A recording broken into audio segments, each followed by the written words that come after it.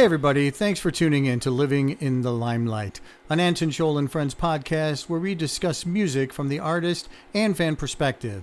Thanks for listening and enjoy the show.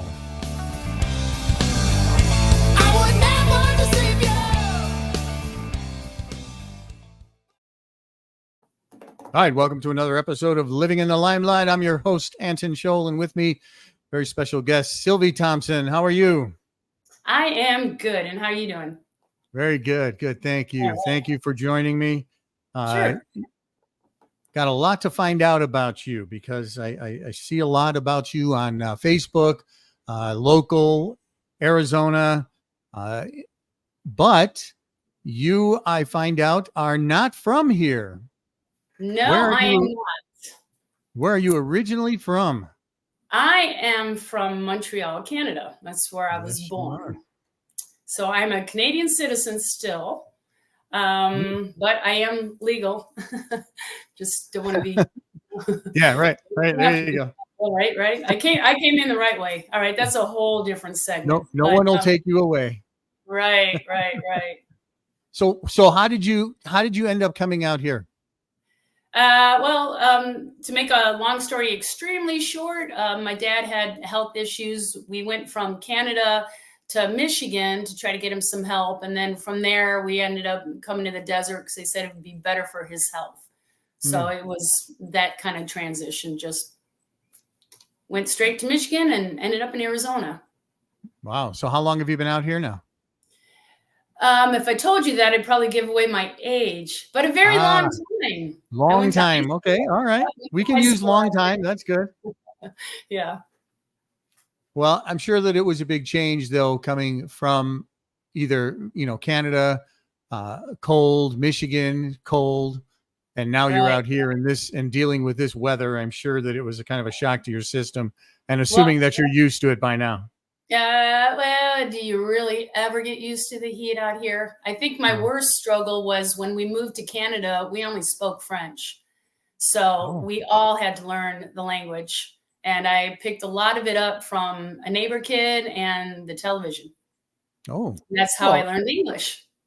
Oh, okay. Well, is Canada where you got your interest in music? Since I love, obviously there's a lot of the Canadian bands that are out there, but where did you gain your interest in music in general? I think there really is no where did it start. It's always been there. I've always just sung, regardless of wherever I was at. If I was by myself, I grew up an only child. I did a lot of singing alone. But there was never really just something that I could pinpoint and go, hey, I just started singing or I wanted to follow somebody or there's somebody that piqued I've always been just a singer at heart. What was the turning point for you then? Because now Sweet Mess is a band in Arizona. We'll talk about that. A lot of the hits of female fronted bands or musicians. Yes. And so like, at what point in time did you start with that as far as like singing or realizing that singing is what you wanted to do? You said there was really nothing that caught you, but was there a song that popped on the radio, or is there some kind of someone that just came out like a Pat Benatar or someone and you were like, that's what I want to do? There still isn't anything specific. I think the bug really kind of hit me more in the 80s because of that genre of music. And I was going to all the clubs out here in Phoenix, went to LA a couple times, hit some clubs out there. And I really started liking the music. So I gotta confess, there was three of us that used to hang out and go to Rockers all the time. And then of course we'd hit all the other clubs out here. But we called ourselves Cheetah Chrome, which was a fictitious band because we thought it was cool. So here's us girls and we're going out and people are looking at us because we look like rock stars. We had the big hair, we dressed in the rock gear, and we go out to the club. And then when people would approach us, usually guys, we would just say, hey, yeah, we're in a band called Cheetah Chrome.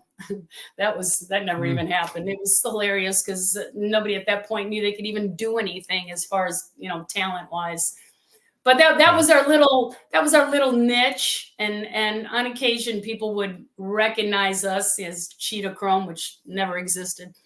But from then, it was just mainly just pretty much getting that bug by watching the other bands out there. And I thought, man, I know I could do this, but I never pursued it.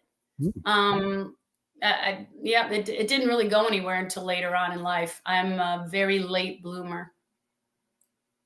Oh, so then when you were out here, it happened though, you got into this band out here then. So Sweet Mess has been around for how long now? I think we're going on about 6 years, and it's myself and Michael Hayes that started this band. So we're the original members from Sweet Mess. Before and then, Michael's the drummer? Yes, he's the drummer. Drummer. Yep. Before then, when we first, let's see, I started going out to the clubs out here. I wasn't a big club goer for a while. I was really involved in church, and that's actually where I started singing, was on the church worship team. And progressively, I became a worship leader, and then I would lead worship. Then I got into a couple Christian bands and did that for a little bit. And then I started kind of going out a little while here and there, and started seeing some bands, and I made some friends. And one of them was Mark Johnson, which I know you know, right? I love Mark Johnson. Yes. And he's such a cool guy. But he invited me up on stage and said, hey, you want to sing? And I'm like, ooh, okay. So I just kind of picked a song or sang some backup with him or whatever we were doing. And I'm like, okay, I could see this going somewhere. And actually, that's how I met Michael Hayes. We started talking after that. And he said, hey, do you want to maybe start a band? And I'm like, okay.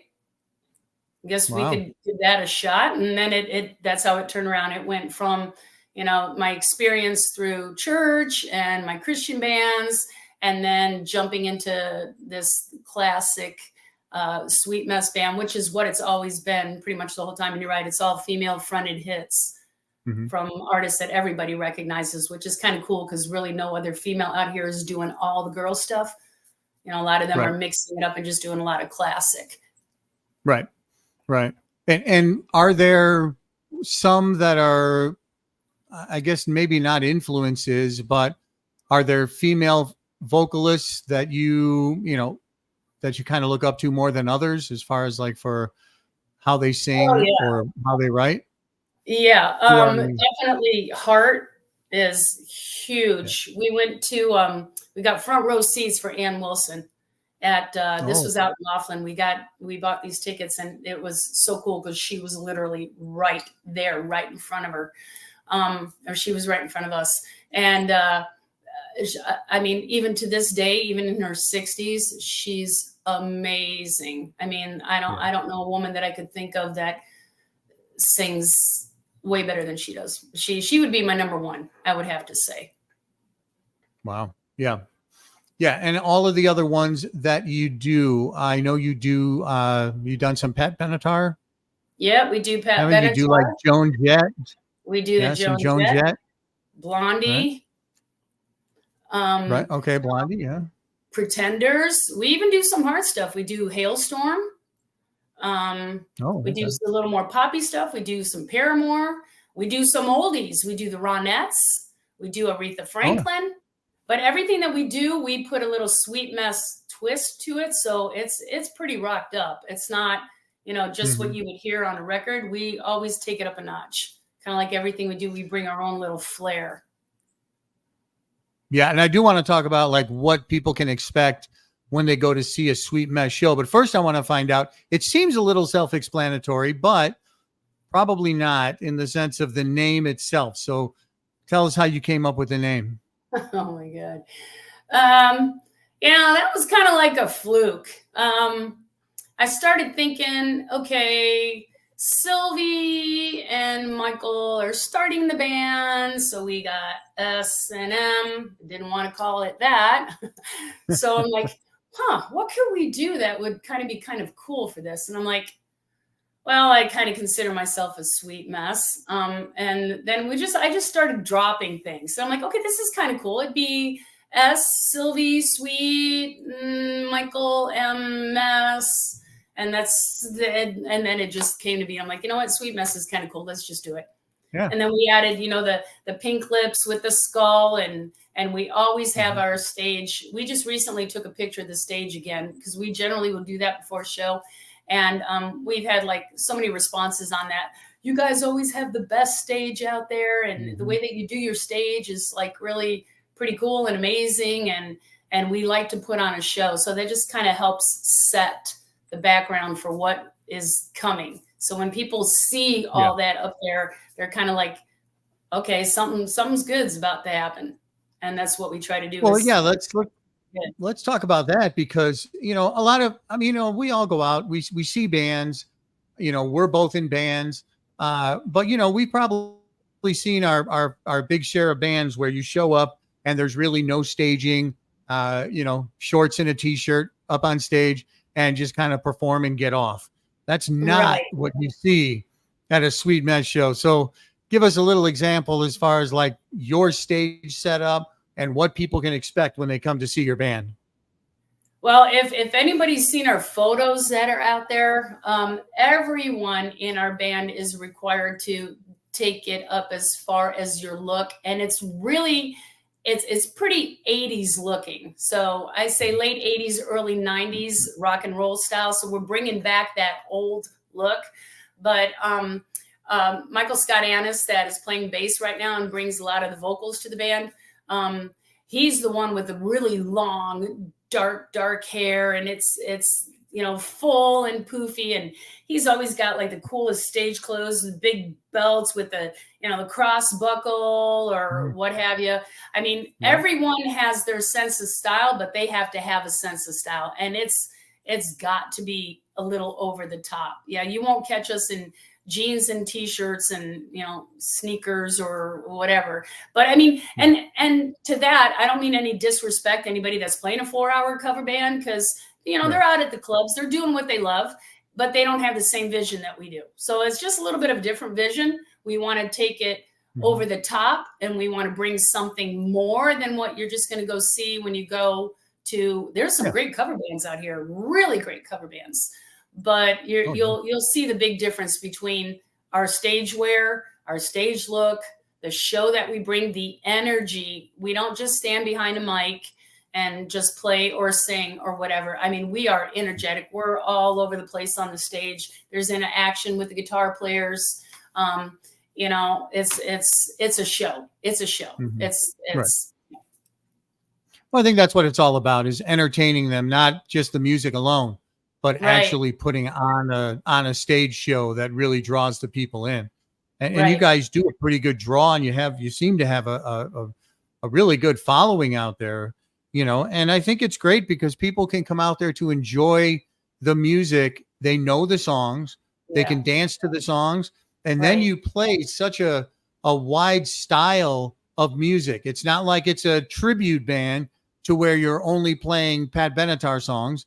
Like you said, you mix it up from everything, and you were talking the genres that you're mixing, are coming in from the 50s, 60s, all the way up until now, Right. So, and the thing is with us is, though, even though you just kind of stated that it isn't a tribute, and that's kind of been the whole thing going back and forth between, well, you're not really a tribute, but we're a tribute, but you're not. And it's like, we keep trying to emphasize that we're a tribute to female rock legends. Yeah. So even though we're not doing one particular artist, we're doing all the female artists. So we're still tributing to them. So that's kind of what I want people to understand from this too. It's just because they, like I said, some people will look at it and go, you're not really a tribute, you're just a cover. Well, the majority of the tribute bands out there, what are they doing? They're covering, right? The originals of the band. So they're technically your cover band, but you're a tribute to one artist.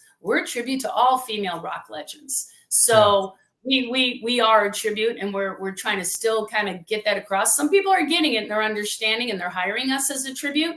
But it's a little bit of a bump in the road, because we have to say, hey, look at what we do. Don't just go by what I'm telling you. See what's on our page, see our videos, see the show that we bring. We're a tribute show. We do trivia. I will change in costumes. So I will completely come out as Blondie, and we'll do like 3 or 4 songs of hers. I'll come out as Pat Benatar and do those in costume. I'll come out as Joan Jett with the guitar, and we'll do, you know, whatever set of hers. And now we've been doing the Pretenders, which I'm really loving. So I'll come out, you know, as Chrissy Hine and do the Pretenders in full costume. So it depends on what show we're doing and how long we're showing, because it can range from if they want us for an hour or if they want us, you know, for a 2-hour show. So all that fluctuates on as far as time and change and transitions for me to get from one to the other. The last show we did, I just came out with, well, not the last show, the show prior was like 6 songs of Joan Jett. So we ended with her, but in full costume. Which, okay. Yeah, everybody loved that, because who doesn't love Joan, right? Yeah, absolutely. And what about your stage, the stage performance in regards to the staging itself? I mean, PA equipment, things like that. Do you only do the places out here now, are they providing sound for you guys, or do you end up having to bring an entire stage ensemble to pull your shows off? Yeah, no, we don't. So we generally will only play at the places that will provide PA and lights.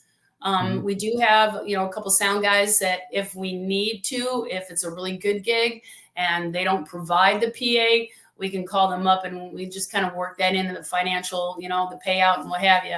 But we do not haul our own. We have so much stuff to haul. If you have seen my drummer's set that he plays with all these rototoms, his double bass, I mean, the guy's got chinas. It's a kit everywhere. So that's already enough to haul. And then we put up, you know, 6 banners plus a big one in the back. So yeah, no, we're not dragging a PA or lights. And generally the places that we play are extremely accommodating, and that's what they offer us. And if they don't, then like I said, we'll work something out to where, you know, financially they'll pay a little bit more, and then we'll hire the sound guy to bring it. Yeah. I know you played a lot of places out in Arizona. And there's a lot of really cool places to play when you're a tribute act or when you're just playing, you know, the type of music that you're playing and the styles. And I'm not trying to, you know, we're not pitting one against another, but there are a lot of fun places to play. There's a lot of places that may be, you know, a little bit more kind of difficult to play. And I don't want to talk about anything like that. Just a matter of saying, like, what is the most fun place that you've played at in Arizona? Okay. Well, there's been a few. So, there was, we played out in Tucson at the Rialto Theater, and we got to open up for Insane Clown Posse. Oh yeah. Okay. Talk about fun, crazy. I mean, I didn't really know of them until I did some research, and and they asked us to do the gig, and we're like, okay, this looks like it's going to be a blast. It was absolutely crazy. And that was probably one of the funnest places. Then we got to open up for Great White, which was really cool. Not Jack Russell's Great White, but still, I mean, that was a crazy night. We have some of those videos on our page too, where the crowd was so receptive. We were still able to set up our banners. That was at the Marquee. And I know a lot of people are like, but it was Great White. So I'm like, okay, we'll do this. Let's do this. Right. And that was a phenomenal, great show. There's a lot of places here that have their own in-house crowds too, which helps. So a lot of the outdoor venues, there's a few of those that we played at that actually have been really good as far as taking care of the bands, providing everything we need. And, you know, we bring our fans, and they already have fans that love the place. So I don't know if I should drop any other names of those places, or should I kind of keep that to myself? Or I would think the good ones. If they're good ones, great. You know, we won't talk about any that you may have had an issue with, but right. You know, oh, okay. So certainly promote. Yeah, on the east side, it's the Monastery. I mean, we love playing out there. And I know it's an outdoor venue, and that can be a little iffy. We played out there sometimes when it was, 100 and some degrees and we're all dying. And then We played at Dylan's, like Dylan's at the Ranch. That's a really good venue too. But then again, you got to pick your time, because there was one time we played out there was 42 degrees. Oh, And I tell you, we won't be doing that again. The winds were blowing because it's out towards, towards Wickenburg. So it was a pretty miserable, cold night. But yeah. once again, I mean, it was still a lot of fun. Anytime we play, it's always a lot of fun. So those would be the two big outdoor venues that I would definitely say are probably the best ones that can hold the largest capacity, out here in Arizona. Haven't done a whole lot in Tucson. Played a couple places out there, but Yeah. Yeah. Well, what is your stance on, I'm going to use a term, I've talked about this on my show a couple of times with people that are from here playing. What is your stance on pay to play, on which selling tickets to a show could be very lucrative for a band? And sometimes what we've seen is the bands go out there, they're given 100 tickets or 200 tickets to sell. They have a $12 ticket price or so. The band keeps $8 of that. Pretty much how it works. The venue gets paid, the band pays $8 for the tickets, and they end up keeping the $4 for themselves on the tickets. So it could be very lucrative for a band. If they sell all their tickets, they can make a lot of money.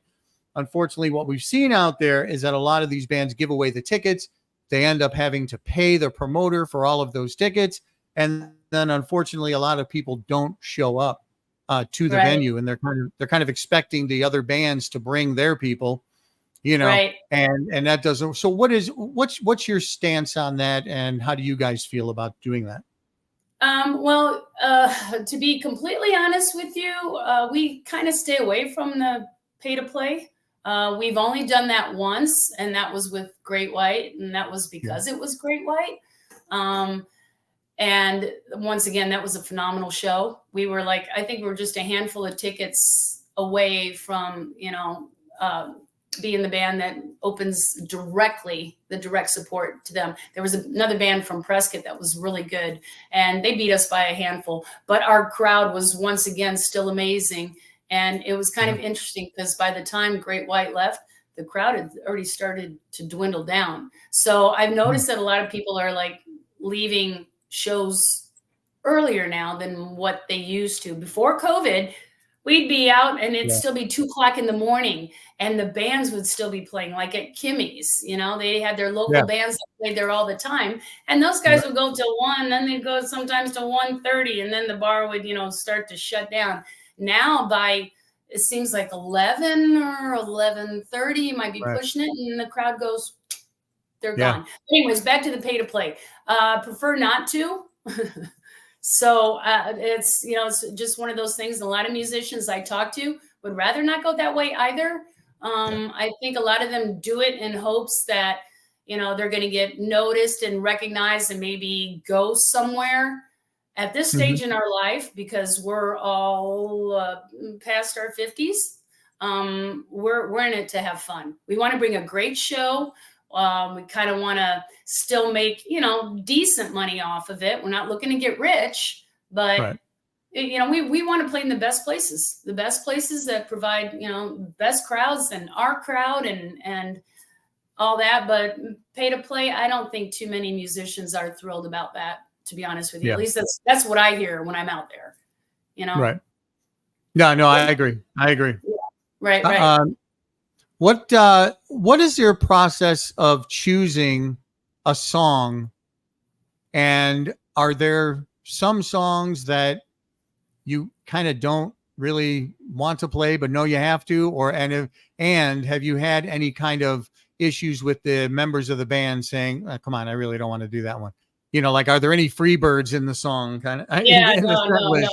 Freebird is always requested. I request that every time I go out. No, I'm just kidding.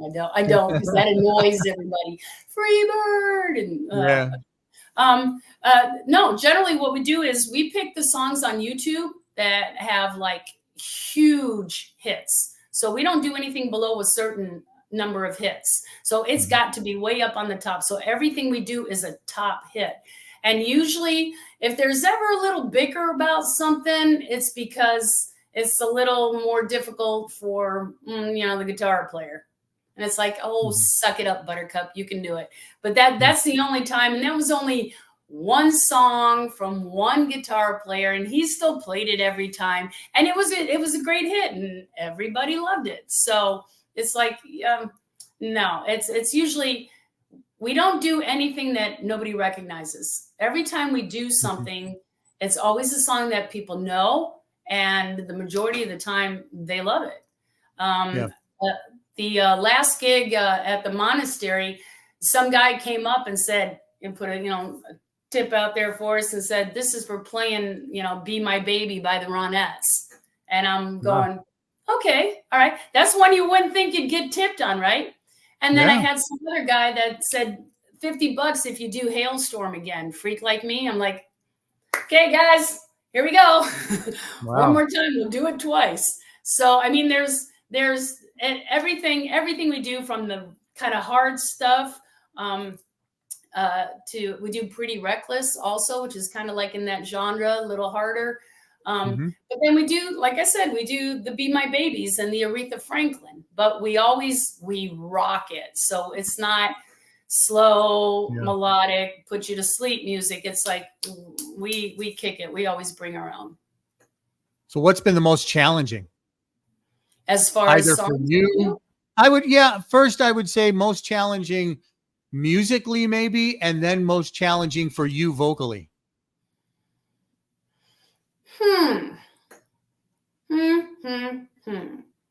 Well, let's see. Joan Jett's a piece of cake. It's like, I think almost anybody could probably sing that. Maybe not all well, but you know what? I would have to say probably the most challenging,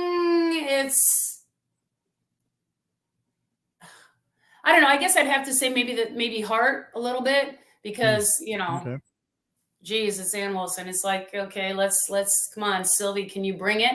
And I do my best, and usually it's pretty well received, but she's a huge legend. I don't have any problems with Pat Benatar, Blondie. We do Patti Smythe, we do Patti Smith, we do Alana Miles. Everything else it's all in my wheelhouse. So I really don't have, we try not to pick things that are gonna, be a fail. You know what I mean? Oh, for sure. Right. But I just know that there's a lot of things out there where that you kind of have to play a certain song, and sometimes it could be challenging. And then you, as a musician, either the vocalist or any of the musicians in the band, have to kind of get used to it, change their style, practice it more. Well, that's true. What is in getting ready to do a show? What is as a vocalist? I'm a vocalist also. What is your warm-up practice for each show? You did not go there. Oh my gosh, is this confession hour? Yeah, it pretty much is, because I know all the odd ones so far. So what do you got? Well, okay, this will be a little interesting. So usually, I do a sinus rinse. Okay. They're all my sinuses a little bit. I'll have a little tea drink. And that's it. That's it. That's it. Come on. I know you're holding back something. No, there's a lot more. Honestly, I'm not. I've never gotten into, I've kind of like seen people warm up and do the, lip and okay, right. All that stuff. But that's where I was going. Yeah. Yeah. I probably should. It would probably help. I don't know. I never honestly have. And it just, really? It never seemed to be an issue. Wow. But it wouldn't hurt me if I did, I'm sure. Right. And that's amazing that you don't do that. I know that, like, man, I would panic before going up if I didn't do that. You know, the lip rolls. The big one that I would always do is the yawning. You Ah, know, because you have to relax the muscles in your throat. So you got to just yawn. You got to, do stuff to open up that and get it going. But, when I would do covers, I used to sing a lot of Rush or a lot of Led Zeppelin or a lot of stuff that really kind of put some strain on you. right. And you had to really go out and relax that. And I couldn't. That kind of amazes me that you're not doing the exercises. Whereas, like, I got to struggle for it for, like, 30 minutes, or before a show, I'm outside. If somebody happens to walk outside, they're going to hear me doing the lip rolls and doing some screaming or something like that. So I think that's great. If you're able to do that without warming up, then that's phenomenal. Yeah, normally what we'll do is when we start our set, that's my warm up. So whatever song, and we're trying to stay Oh, consistent so we can mhm. work on transitions, but we pick, like, usually we'll start with Let's Get This Party Started by Pink, but Okay.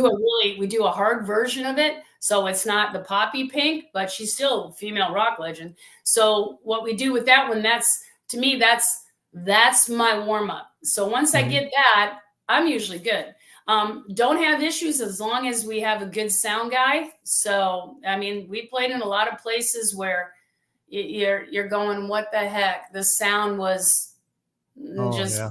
run poorly, and you walk off stage and you hear the second band and you're going, wow, is that what it's sounding like?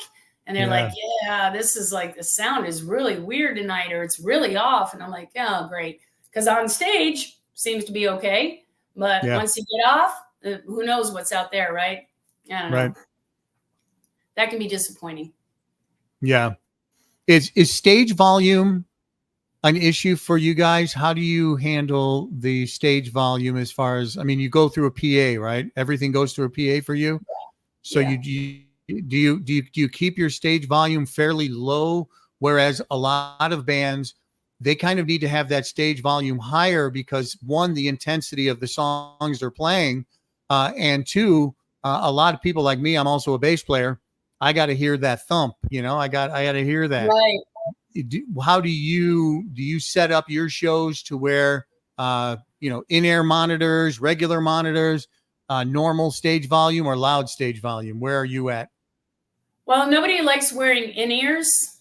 Mhm. And I guess I can't blame them, because even when I did a few times, it was like only one in, one out, just so I could hear the band and also hear what was in my ears. So generally, nobody will wear those, but we have the monitors in front.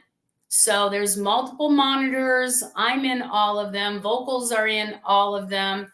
And our stage volume, a lot of the times, it's a little loud, but Mhm. it's a good loud, Yeah. because Well, we're you gotta be able to feel it a little bit up there. You got to be, yeah, I think people don't realize that what they hear out in the audience is not what you hear on the stage. right, A lot of the stage volume doesn't sound very good because you're just coming straight from the amps and it's not mixed properly and going through the PA speakers like it's going out to them. And I think they yep, don't realize that sometimes you can't hear your own vocals, or sometimes true, you can't hear that bass or the drums, even, which the drums are yep, usually so loud, but a lot of times you're not able to hear that stuff. So and that's kind of the theme of what we do in this podcast, is kind of bring both of that together, a perspective from the musician, a perspective from the fan, to kind of hear. Because I know that, like, if you make a mistake on stage, a lot of musicians are going to be like, oh, I can't believe I did that, I screwed up, I made a mistake. Nobody knows. The audience doesn't see it. And we've had guests on the show to were like, I didn't know that. I didn't realize that, that's what happened, you know? right, So yeah, there's a lot, there's a big difference between the perspectives, but they don't realize that you don't hear what they hear, right. from out in the audience. And it's so true, because there'll be a lot of times where the sound isn't what it needs to be, and Mhm. we'll either lose a vocal or the guitar's gone, And it's like, we know what's happening up there, but nobody else really realizes it. And then if somebody goes off, or if somebody makes a mistake along the way, the majority of the time, you're right. Unless there's musicians out there that, know us, that are watching us, and they'll go, oh, oops, ouch, or, whatever. But they, they keep it to themselves, because everyone's guilty of doing it. So there's not one that's perfect when you're up on stage, right? You come, you bring the energy, you bring the best that you can. You want to please that crowd. You want to get people into what you're doing. And, if there's a mistake along the way, there's a mistake along the way. But as professionals, you just bypass it. You keep going like nothing happened, right? And usually, like you smile said, and move on. The crowd never realizes it, most of the time, unless it's a complete breakdown of something. But otherwise, nobody really knows. Nobody really sees it. Yeah. All right. So is there a song that you want to play, want to sing, but it kind of doesn't fit in with what you're doing? Like, what would be your ideal thing if you can do it without it? Let's say it wasn't Sweet Mess. Let's say you jumped into another band altogether. Are there some songs that you really want to sing, but they don't fit into what you're doing right now? Well, there's a lot of those, because being a big classic rock girl, oh my gosh. I mean, I love it all. Anything that's male fronted, classic rock and roll from the 80s, early 90s. I would love to just get up there and sing all that. But then I would truly kind of be, a female singer in a classic cover band. I don't want to play for 4 hours. I can tell you that much. 2, 3 is a stretch, but we'll do 3 if need be, depending on the scenario. But there is, I'm really becoming a huge fan of the Pretenders lately. And Chrissy Hines' voice and mine, and not that I'm saying I'm anything like her, but there's a lot of similarities. And I'm thinking I could really pull that one off if we decided to go to a Pretenders tribute. Still do Sweet Mess as a second band, but do a full-on, Pretenders tribute. So yeah, that's, and I love her music. I'm kind of an old soul too, so I like a lot of the old stuff, with my parents used to listen to, and Patsy Cline, and those kind of things that kind of like tug at my heart a little bit. But I think a lot of that generation, unfortunately, and even ours, is starting to die off, which is kind of sad. But what's cool though is I notice a lot of kids in their 20s, when we talk about classic rock or whatever. Oh yeah.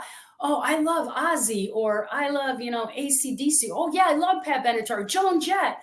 I'm going, wow, you guys still you're keeping it alive, right? Yeah. So, that's kind of cool. My son's a speed metal drummer, and he's phenomenal. He's self-taught. I posted something on Facebook once, and Tony Noyes, you did an interview with him, and he's phenomenal. But his son and my son, they're in a band together. But my kid right now, he's in Kuwait, so he's on a military base doing what he has to do to serve our country. And when he gets back, he should resume, hopefully, if Zach hasn't found anybody and they can kind of get the thing going. But it's a musical family. And that's, it's my daughter too. She's got a great voice. She can play piano. She can play flute. My son can't sing worth the darn.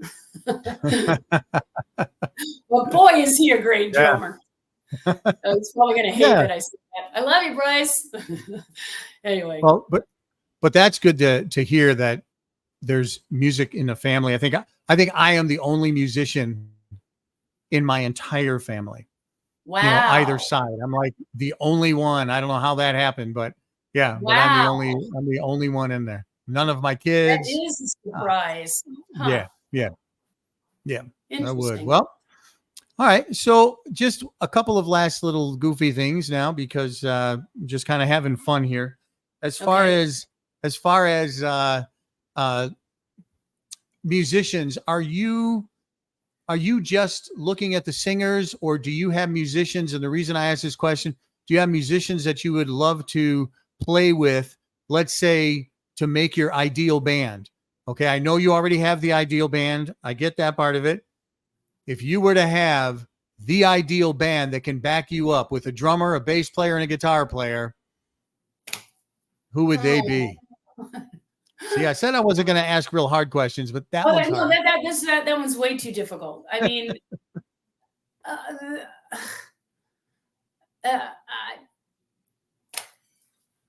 wow. I can't. I honestly can't. There's too many, and some of them are no longer around. But yeah, I'm gonna have to stick with the original part of that beginning of that first one. I have the ideal band. We did add a new keyboard player, and she's as cute as a button, and she's a classically trained pianist, so she's off the chart great. Not to mention that, did I say how cute she is? Yeah. Anyway, yes, you did. She's cute. She's got great vocals. And it's like that kind of really adds to, we never had a keyboard player. So we just started doing that. And that's pretty cool. So, and we added a new guitar player, which is actually her husband. So he's playing on lead guitar now. Our old guitar player loved him to death, but his girlfriend that he's been with for like 25 years, they let go of their guitar player. So it was an opportunity for him to step in, and it's like, okay, you can't blame the guy. You know, you want to go be with your girl. I get it. So anyhow, but yeah, no, no, I don't want anybody else. I want what I got. You got the greatest band. I certainly understand that. I get that. Explain the band. Talk about them. Who are they? What do they play? What are their instruments? And let's introduce them all so we know who they are. Okie doke. Recently, you know what? I know I'm saying this, but I'm kind of jumping the gun because we haven't even disclosed anything yet. Oh. So I kind of already gave you a little tidbit, and I don't know if I should say any more. Oh, I see. It's one of those, which is fine. Yeah, I know, because we haven't made our big unveiling. So, and I've kind of probably already said too much. So I think I need to. Got it. Until the moment. Completely comes. Understand. Right. You might even have to edit some of this. Well, all right. Well, then tell you what, let's find out where the fans could see you at as far as social media. Where can they get a hold of you if they want to book you? What is your situation? Where can people go to see Sweet Mess? Yeah, sure. Right now we've stuck with one social media. We're on Facebook. And it's Sweet Mess Female Rock Legends Experience. And that's where you can contact Michael Hayes, which will take care of the booking. We have some videos on YouTube, but we're in the process of redoing everything. So we're working on a new webpage. We're working on new photos. We've been in the studio. We have some recordings. We're going to be adding that to our webpage also, new bios, because what we're doing now it's probably the best version of us that we've ever had from the time that we've started. And we've worked with some great musicians out here in Phoenix, but it's like any other band, you kind of know how that goes. It's like you got somebody good and then something happens. Either somebody moves on because they moved out of state, and then you got to let them go. And then you're back on the hunt to try to get somebody else. And that struggle is kind of real. You see a lot of the musicians out here, they played in multiple bands, and a lot of the musicians that we know have played in this band and that band and that band at one time, or that band or that band, so it's kind of like, it's a big circle of who's available, who can do it. So it's, anyways, with that said, we're revamping everything. So we're working on that as we speak. So they can still go to our Facebook page at this point. And if they're interested, they can contact us. We have people contacting us all the time. We've got some events up north coming up that they're interested in doing. We'd rather just do events. We're looking to do in casinos. Yeah. festivals, that kind of thing. Once again, we're not the bar band, Right. but we will do a 2-hour tribute show, and 3 hours if need be. So yeah, that's if they want to get a hold of us, that's where they need to go. And And what about hopefully merchandise? Can they buy merchandise from you? oh heck yeah. There you Yeah, go. I've Where? got I have, well, actually, I generally will bring, I was looking around because I have some sitting in the closet up there, but I don't know if I should run away and grab it and show it to you. But we have the coolest sweet mesh shirts. All right, I'm going to have to grab one. Hang on. Yeah, you're gonna have to show where they are now. I'm getting it. Got to get them out there. Yep. And shirts are the are probably the main thing. I've seen a lot of people wearing them on the Facebook page. There we go. Right. Well, Yep, here's, that's okay, the one. look at that. I just put my head on top of that. So is this the female? Yeah, this is a female shirt. Whoops. Let me see if I get this straight. So yeah, it's Sweet Mess, but we also have tank tops and we also have men's shirts. So anyhow, we generally will sell these at one of our gigs for like $20, which is, I think, more than a reasonable price. Most of the female out here will buy tank tops, and you can't blame them because it's so stinking hot. We've sold a few to some guys, but it's usually the women that purchase them, you know. But we don't sell them online. We just sell them at our show. So you got to come to a show to get a shirt. There you go. Got to come see you to get the stuff. That's right. That's how Very that works. good. Uh-huh. All right. Well, Sylvie, thank you for joining me. I appreciate that. I appreciate the fact that you took the time to get it out there and get the name out there. You know, you've been kind of everywhere. I see you on Facebook everywhere. You were one of the guests right away that I was like, I got to get her on the show. I love the music that you do. I love the tributes that you do. I enjoy a lot of the female singers out there. And a lot of them that a lot of people probably don't even realize. I mean, I like Maggie Bell, which is, you know, a lot of people don't even know who they are or who she is. But a lot, you know, Melanie from back in, you know, Woodstock days. I was a big Melanie fan. So a lot of them female fronted, Alanis Morissette, a lot of the female fronted bands I enjoy. So, so thank you for taking the time. Appreciate the music that you do out there. And for everybody else out there, go see Sweet Mess. They put on a great show and they really put the effort into the shows. So stay on with me as we go off. But for everybody else, thank you for joining us. This is Living in the Limelight podcast. I'm your host, Anton Scholl. And thank you, Sylvie, for joining us. And we'll talk to you all again very soon. All right. Sounds good. Thanks. Thank you. Thank you for joining our Living in the Limelight podcast with your host, Anton Scholl. Please feel free to comment, like, follow, share, and subscribe. And also add us to your playlist on your favorite streaming sites. Thanks again for joining, and we'll talk to you again next week.